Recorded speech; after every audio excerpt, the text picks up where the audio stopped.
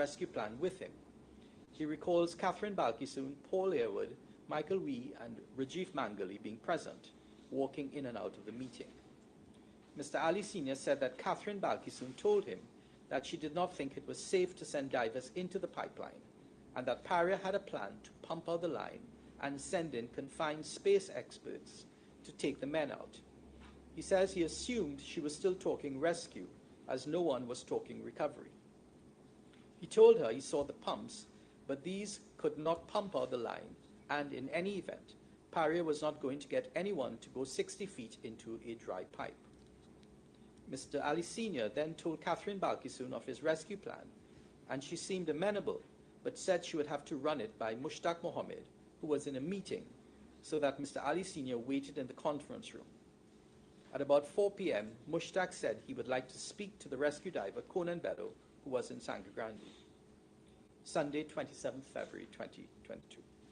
At 10 a.m., Mr. Ali Sr. and Conan Beddow met Colin Piper together with Mushtaq Mohammed, Paul Airwood, and a lady from Heritage.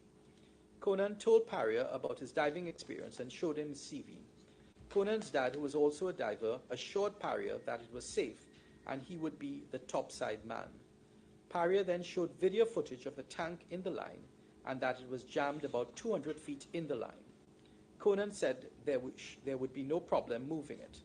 Paria said, however, that they wanted something in writing, and LMCS asked for the footage to be sent to them.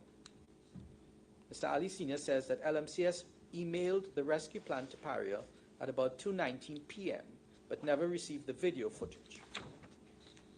There was another meeting after 2:30 p.m. with the same Paria persons as before, but in addition there was a Coast Guard officer, one Mr. Fuentes from OTSL, as well as Heritage persons. Mr. Fuentes had a problem with the diver's apparel and radiation in the line, and that the rescuer's diving suit would not give him sufficient protection. Paul Airwood said he did not think that there would be much radiation there, as the pipeline did not have crude oil. The Coast Guard officer also said that it was not safe, but did not say why, and Mushtaq Mohammed then said that they were looking at recovery.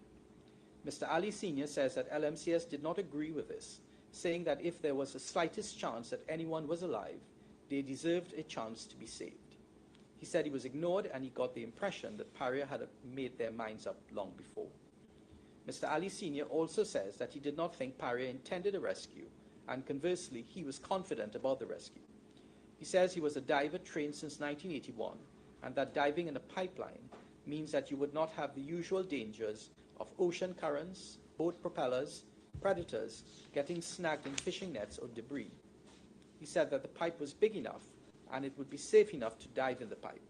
Further, that Christopher had come out unaided because nothing was in his way. What caused the accident? Mr. Ali Sr. says in hindsight, there had to be differential pressure which caused the plug to move. He said he does not know what caused the difference in the pressure from the top to the bottom of the plug, but believes it could have been due to the undulating pipe and the air trapped there. He says that when LMCS put the plug in, there was liquid under the plug, but during those 10 days after the plug was put in, to 25th February 2022, the conditions could have changed. He says, again in hindsight, that if he was instructed that or had known the pipeline was not flat but undulating, he would have included in the method statement a step of measuring the pressure at both risers. And if the pressure was not equal, he would have equalized the pressure before removing the plugs. He says that on a level line, the pressure would be equal, and that an inspection of the line by a diving team would not have revealed if it was not level, as it was in concrete covered in mud under the ceiling. Thank you, Chair. Thank you very much. The first thing I want to ask you, please, before Mr. Maharaj asks you some questions, is you've heard that summary of the interviews that you've given to our team, together with the original statement that you made. Does that summary accurately reflect what you have told us? It does. Thank you very much. I think Mr. Maharaj has a few questions before I pass you on to anyone else. Before he does that, I just want one thing you could help me with. in that summary, and indeed in your statement, you say that once you'd heard that the divers had gone missing, you took the view that there was only one place they could be. That was inside the pipe. Right? Correct. Now, first thing is this: we know that they all went missing sometime during the course of that afternoon, but that Mr. Boudram came out at about 2:45. I think we've got that right. Sorry. After No, five. no, forgive me. After 5. They went missing at 2:45. I think that's right. So you were advised that Mr. Boudram had come out at about 5. Correct. Yeah. At that time, did you know when they went missing, how long it had been? I'm not sure it's in the statement there, but I was informed at about 3 o'clock That that the divers were missing. I went out onto the barge by about 3:15. At that stage, Farah had done a seabed inspection as well as an inspection inside of the chamber. When he told me there was nothing from in the chamber on the seabed, which would have been bolt spanners, then we assumed that everything was sucked into the pipeline. Right. So You very made that early assumption. in the game, we realized that they weren't floating around the water. Well, that's what I want to ask you. Yeah. We realised, you said this in your statement, between the time when they went missing and Mr. Boudram coming out, that there was a point in time when you took the view that they must be in the pipe. That's what you've said so far. Yeah, right? that's about 3:15. I'd say. And that was about 3:15 then, so maybe a half an hour or so after they'd gone missing. Yeah, all right? correct. You also said that you thought that if there was no air pockets in the pipe at all, and they were reliant entirely on the tanks that must have been sucked in. Correct. Until Boudram came out, we didn't even think about air pockets in the line. I follow that, exactly. Yeah. So you assumed that they had about an hour Correct, or yeah. so of air that they could have extracted from the tanks that would have been sucked in with From the tanks. Right. So from 2:45, when they went missing, Yeah. you'd have about an hour, say to 3:45, to effect any kind of rescue if they were going to be rescued alive, as far as you were concerned. Could I clarify this a bit? Yes. If all 5 survived, then they'll be using 1 bottle each, so they'll have a bottle. But depending on how many survive, the survivors would have a longer time. Sure. So, like, if one diver survived, he would have 5 tanks himself. If he had them. Yeah, because the others wouldn't be using it. Right. At that time, one of the divers had his full gear on him when they were sucked in, which happened to be my son.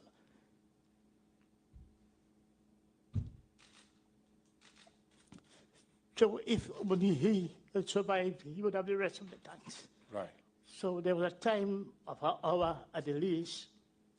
It took probably about 4 hours if one diver had survived and had all the bottles. So if the others were, in fact, had died already inside, correct. you were surmising in your own mind that your son would have had his tank on. Well, at that time, I didn't even know it was my son. I knew it was one diver with a tank. All right. But all I want to try and understand is this, is that you'd said that you thought they would have an hour. Minimum. A minimum of an hour, right? That's if all 5 survived. I got you. And if not, the maximum might be 5 hours. With one, yeah. The net result of that would have been that you had that window, a maximum window of 5 hours, in order to effect a rescue. Correct, yeah. And a minimum of hopefully a minimum of 1 hour. 1 hour, yeah. So before Mr. Boudram came out, that was the window that you felt was available to you and others, those working at Paria and so on, Correct. to effect the rescue. Correct. Right, all right. Well, we know already from some of the evidence we've heard what happened in that window. We know already from some of the evidence that we've heard what happened during the course of that window, all right? Yeah. And if I'm right about this, can I understand that by the time when Mr. Boudram did come out and had explained that there were air pockets, that would have given you hope, obviously. Well, everybody on the barge. Of course. And did you have any idea at that stage what would be the time scale? Did you have any idea of the size of potentially this air pocket or any of that information? No, at that stage, you were just going on hope. I calculated afterwards I had about 1,500 cubic feet of air. How long that would last at that depth, I really was guessing. Right. So what kept us going is we heard this continuous knocking coming from the pipeline. Right. So the first thing that happened after your estimate of the time period that they might have of 1 to 5 hours, correct, was Mr. Boudram coming out and giving definite proof of life. Yeah, exactly, at around 5 o'clock when you were told that. And then whatever air pocket, whatever size air pocket there might have been, did you put again any sort of time scale on what you thought might be the period of time that they might survive? I didn't really. It was just as urgent as possible to get people in there. All right, thank you. And lastly, this, once you had made the decision, the assumption that they must have been sucked into the pipeline, you said at about 3:15 or so, you'd come to that conclusion. Yeah. Did you tell anyone else? As I said, they were all gathered around me on the barge. Who's they? Paria and LMCS people. Who particularly at Paria? There would have been, I remember Dobson, as I said in my statement, somebody bought a chair for me to sit down. And there would have been the offshore supervisor. And I'd missed it in that statement, but later on I picked it up. I'd actually spoken to Mr. Piper while I was on the barge. And I'd explained to him that the men were in the pipe. Before Mr. Boudram came out? Yeah, that's at 3:20 or 3:25. I got a call from Mr. Piper, and he confirms that in his statement as well, that the men were in there. And if you look at the time at the whiteboard that Paria had in there, Incident Command Office, yes, there's a statement there from the HSC guy, that about 3:48, saying the men had survival was very slim. right. The only reason you would say that is if you consider they were in the pipeline, because we know if people are out in the open sea, they can last a couple of days before you call them off dead. So right. I'm saying the only reason he would say that is because he heard me saying that the men were in the pipeline. Just so that I understand it, whatever the position, whatever they might have believed, whatever the conclusions that officers from Paria might have come to, and we'll hear more about that in due course, so that I'm clear, you told them that it was your belief that they were in the pipeline. I did. And you told them that inside the hour or so that was the minimum period of time. I did. Right. Yeah. Thank you very much. Thank you. Thank you, Mr. Maharaj. Much obliged, Mr. Chairman. Mr. Ali, I know how difficult this is, and I do sympathize with you, but I'm sure you'd appreciate the exercise we're in. We have to try and get as much information as possible. So I know that you have cooperated with the Commission. You have been interviewed on 2 days. But there's a few questions on an important aspect that I want to ask you some questions on. Okay? Okay. And it has to do with the line clearing, because I think the line clearing is very important in the light of the expert evidence, which you know about, the Inquitec report. Okay? So before I ask you the question, I just want to refresh your memory from the Inquitec report. And that, Mr. Chairman, is at the supplemental core bundle at page 1394.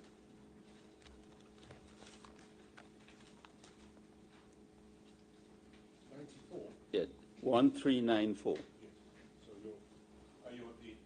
are you at the executive summary? Executive summary. Right, all right, got it. And at paragraph 2.3, it says the removal of fuel oil from line and the installation of a migration barrier, as stipulated in Paria's scope of works, etc., created a large gaseous void in Sealine SL36. This void served as a prerequisite for the latent differential pressure hazard that was created when the habitat was installed and pressurized to facilitate work within the said habitat. The hazards associated with this were overlooked by both Paria and LMCS, and it's referred to a diagram. Then if I could go to paragraph 2.5. This latent hazard existed at the onset of work within the habitat and became active when the divers were attempting to remove the primary seal inflatable plug from within the riser, and they said to see the drawing. 2.6, not being aware of this latent differential pressure AP condition, incorporating a gaseous void, LMCS divers proceeded to deflate the plug after safe removal of the mechanical seal. On reaching a deflated pressure of approximately 11.4 psig, the resistive force of the plug was then lower than the downward force 4031 lbf on the plug. And if I take you to paragraph 3 at page 1397, at paragraph 3.1.4, changing the method of oil removal from the line from using an air-driven pump as per LMCS method statement to forced air blowing from Berth 5 resulted in a dramatic increase in the risk profile of the job. Okay? Now, in your statement that was referred to, your supplemental written statement that was referred to by Mr. Bissessa, under line clearing, and that is a page in the supplemental witness bundle. It starts at page 2855, but at page 2860,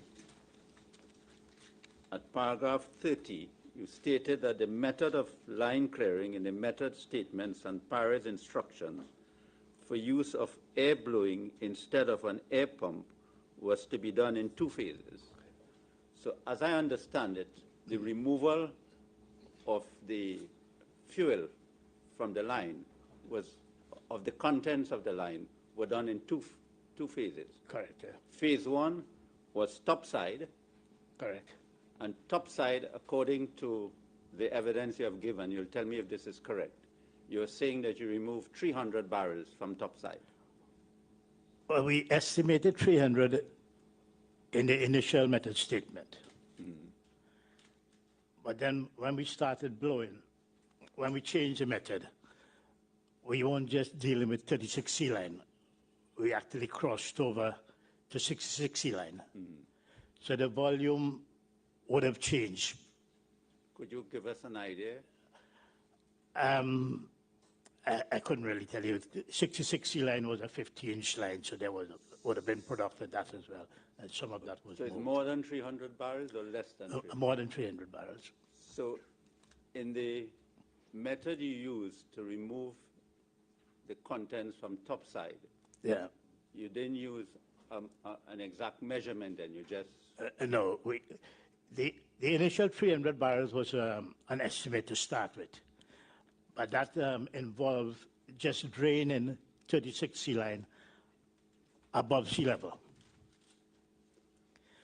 But when we went to this method here, and we went via 66 Sealine, it involved the route, more oil would have been removed than the initial 300. How much it is, I couldn't tell you. So did you drain Sealine 66? It was used in the clearing, but we didn't drain it. The oil from 36 Sealine was pushed into 66. And then all of the 36 and some of 66 would have been moved into the tank farm.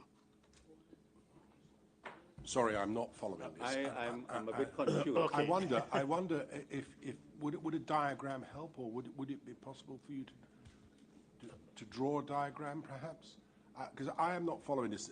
Line 36 is the one that was supposed to be drained. Right. So what we did, Where does 66 come into it? 66 is another line on number 6 Berth. Right. Are they connected?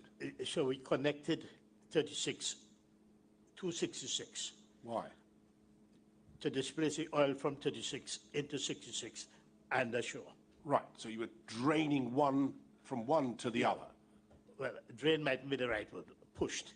pushing the fluid. Yeah. Well, I'm going to call it fluid because we don't know exactly what it was, oil and water mixture, whatever it is, yeah? But you're pushing that fluid from 36 into 66. Into 66. And then eventually it would end up in a tank ashore. When you say you're pushing it, I mean, Well, the air pressure would displace it. It wasn't supposed to be, air wasn't supposed to be blowing through. right, so we It got would displace, yeah, we got 36 over here, right? We got 66 over here. yeah. And you're pushing it from one into the Into other. the other. Right, so you've put in some in-between connection, have you? Yeah. And then what? A pump or No, the air was pushing, forcing air in at one end forcing the air at number 5, was pushing it all along into this one, into that one. into 66. Yeah. And then, Was 66 empty then? no, that's full. So how were you able to push anything from 36 into 66? So we were pushing from 36 into 66, and the same air pressure would have been felt on 66 and pushing that ashore.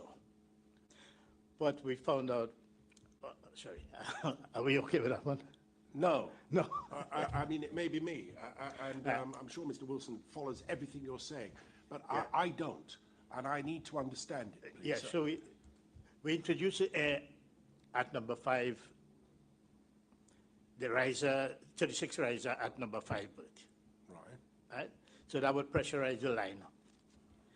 Made a tie-in between 36 and 66 on number 6 berth. You created this tie, did you? Yeah, well, it was between Paria and myself. We Right. actually put a physical connection between the two. And that was a temporary thing in order to drain one, or to push air in to drain the fluid, or push some of the fluid into the other. Is that Yeah, right? that's so there's a correct, temporary connection between the two. Temporary Right, I'm understanding that. So where did the fluid then that you were pushing from 36, it goes into 66, where did if that was already full, where did it go? Well, the end of that was open to a tank ashore. Right.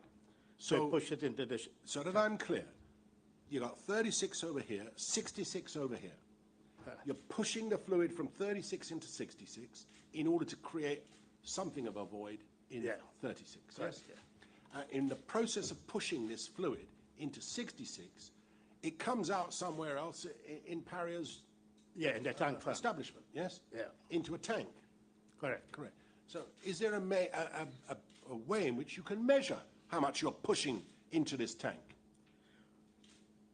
Yes, they were supposed to measure it at the tank farm. Who was they? Paria's tank farm people. Right, so Paria have some tank people, Yeah. and the tank people can measure how much fluid is being pushed through 66 into the tank. Is that right? But at the same time, while they were measuring there, our objective was to get an ullage in the riser at number 6. No, I follow that. With the I'm gonna- space, yeah. I'm going to come back to that in a minute, if Yeah. I may. Or Mr. Maharaj will probably. But all I want to understand is, having made this connection between 36 and 66, and pushing the fluid from 36 into 66, and then from 66 into a tank, there is a method by which you can measure how much is going into the tank. Correct. Did they tell you how much had gone into the tank? Correct. Did they tell you? No. Thank you. What's your And now I understand. Thank you very much. Okay. Did you ask them? We asked them, Did you ask operations yeah. how much it was? we asked operations, and we were getting negligible was the I'm answer. sorry? Negligible was the answer. Negligible was the answer. All right. That is the top side. Now I come to the phase 2, Yeah. which was the underwater between berth 5 Correct. and berth 6. Correct. Yeah. Right. So as far as you have told, well, in your evidence, tell me if I'm correct. you were only interested, as you said, in getting an ullage of about, I think you said 30 feet. I think it's 30 feet. I can't remember. Yeah. But about how much oil that would have been? 1 foot of 30-inch pipe is approximately a barrel. Barrel. So 30 feet would be 30 barrels. 30 barrels.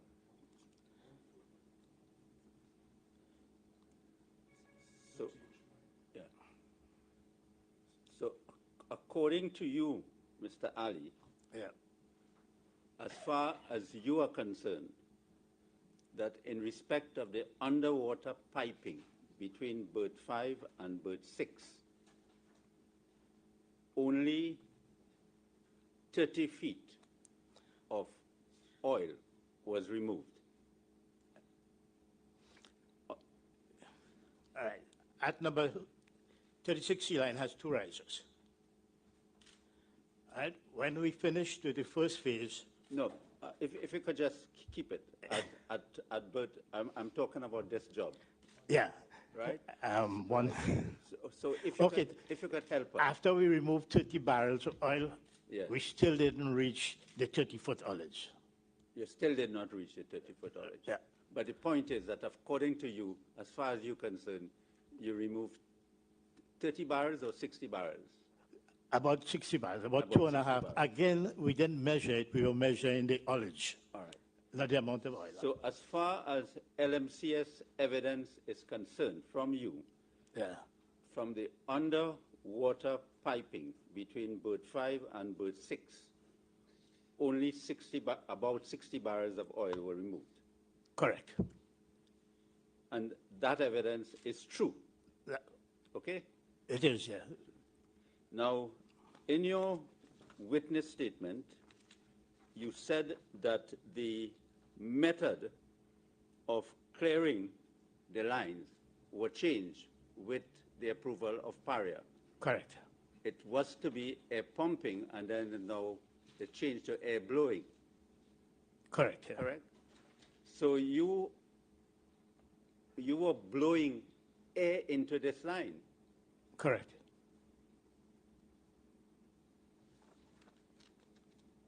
Now, I want to, before I refer you to the records of Paria as to how much oil was taken out of that line, the underwater line.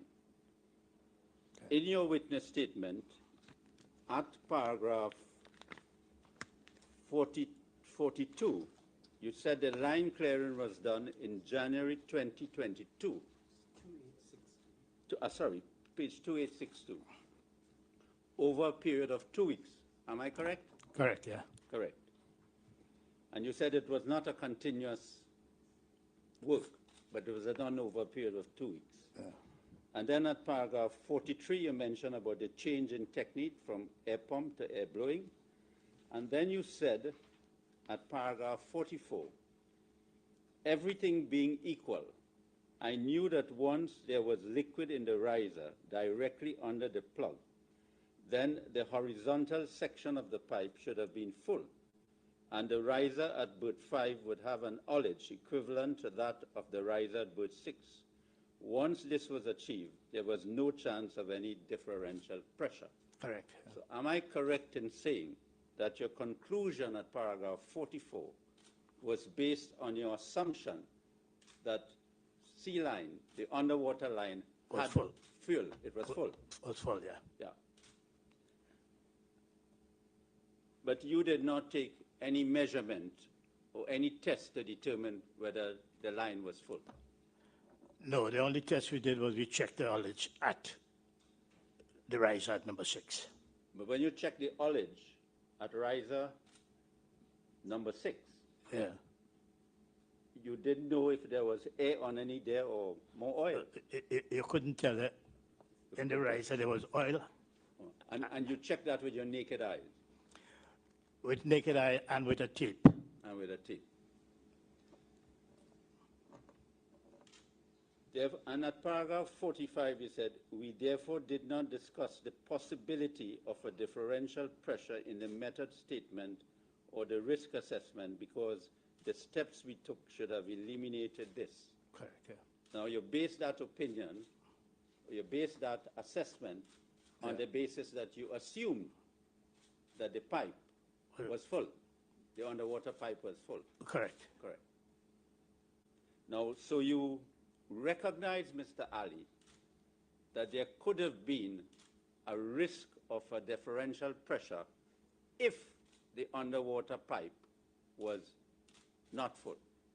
Correct. Correct. But from what I saw in the documents, nowhere in the risk assessment which was done for this job, differential pressure was mentioned. Am I correct? Correct. Nowhere in the scope of works I saw that. Am I correct? Correct. Nowhere in the job safety analysis I saw that. Am I correct? Correct. Nowhere in the notice to permit the work I saw that. Am I correct? Correct. But you are telling us today that you knew that there was such a risk, but you thought it was eliminated because you assumed that there was liquid content in the underwater piping. Correct, yeah. Now, if I want to show you, I want to refer to you some of the records from Paria daily work reports to show that for the underwater piping, there was over 500 barrels of oil taken out from the underwater piping. Would that surprise you? It would. It would surprise you. And you would agree with me that if that was taken out, that was a potential differential pressure situation. Not so? Yep. Yes. So can we go, Mr. Chairman, to core bundle 2? Thank you. Just so to remind us the formula that you gave us before, 500 barrels of oil represents about 500 feet of cleared pipe. Yeah. That's what it would represent, isn't it? Well, if it was vertical. Yes. Well, all things, whatever, I mean, it represents linearly or vertically. If it were possible to do that, that's the length of pipe that we're talking about. Right, thank you. I am going to start at page 994, core bundle 2.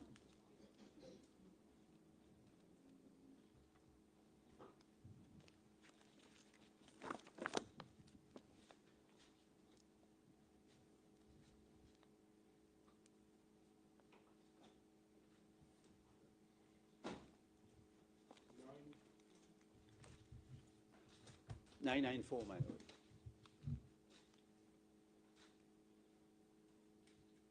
994, correct. Okay. You saw it, Mr. Ali? You have it there before you? Yeah. You're seeing 994? Yeah, I am. Okay. Now I'm going to go through the daily reports and show you the quantity of oil, right? Now, if you look at number 3, under mechanical, and you look across, you see description, and then you see job status. And you see air blowing, and then you see ongoing air blowing started at 12:22 p.m. due to operation setting up to drain the tank, and air blowed until 1800 hours. A total of 798 barrels of oil was drained. Tank. Would that be phase 1? That looked as if it was phase 1, right? That is top side. So let's go to page 997.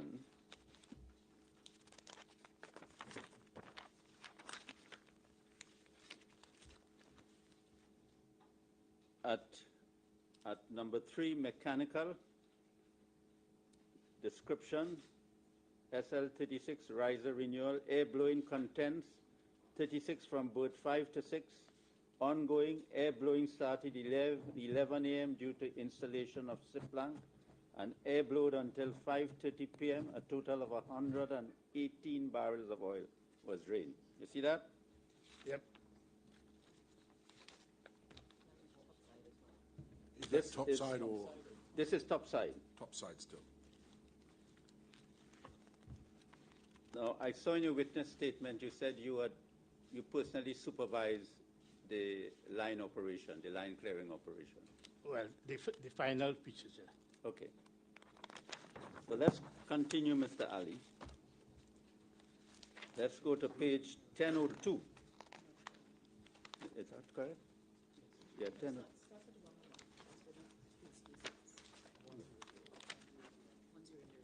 Oh, sorry. I should look at 1001. Yeah. Which one? Yes, sorry. Number 1. Completed. Remove topside piping and solid blank top end going towards berth. So that is the topside was completed. Correct? Correct. And they started phase 2. Correct? Correct, yeah. Right. Then we go to 1002.